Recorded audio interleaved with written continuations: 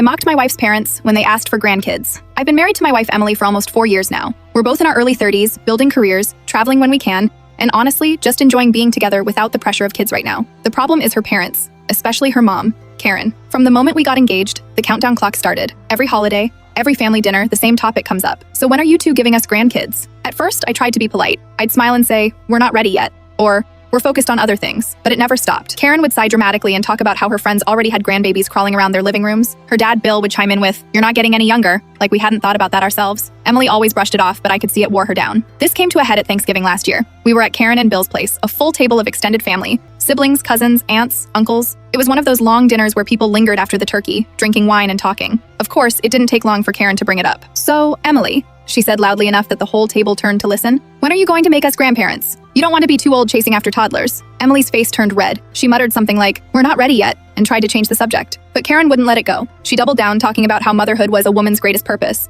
and how she was tired of waiting. Bill added that they didn't raise her to be selfish. That last line hit me sideways. Calling my wife selfish for not producing a baby on command? I'd had enough. I don't know what exactly snapped in me, but I decided if they wanted to embarrass us at the dinner table, I'd give it back to them. I leaned forward and said, "You know what? You're right. Emily and I have been talking, and we've decided we're going to do our part. In fact, we're starting tonight. We'll head home right after dessert, pour some wine, light a candle, and really get to it. Maybe I'll even put on some music, make it romantic. How many grandkids were you thinking? 1, 2? Or should I just keep going until you've got a whole basketball team to show off to your friends?" The table went dead silent. Forks stopped moving. My brother-in-law actually choked on his drink. Emily's cousins were trying not to laugh, covering their faces with napkins. Karen's jaw dropped open, and she looked like I had slapped her across the face. Bill cleared his throat and muttered something about not being appropriate at the table. But I didn't stop there. "Actually," I added, pretending to think, "do you guys want updates? Like, should I text you after each attempt? Maybe a little play-by-play? That way you'll know we're working hard on your grandparent dreams." Emily's shoulders were shaking beside me. At first I thought she was mortified, but then I realized she was trying not to laugh too. Karen pushed her chair back, muttering, "This isn't funny," and stormed off into the kitchen. Bill followed after her, red in the face. The rest of the family sat there in stunned silence for a few moments before the tension broke and a couple of Emily's cousins started laughing out loud. One even said, "About time someone said it." We didn't stay much longer after that. On the drive home, Emily burst out laughing. She said she couldn't believe I had actually said all that, but she loved me for standing up for her. She admitted she'd been feeling cornered for months, like she was letting her parents down,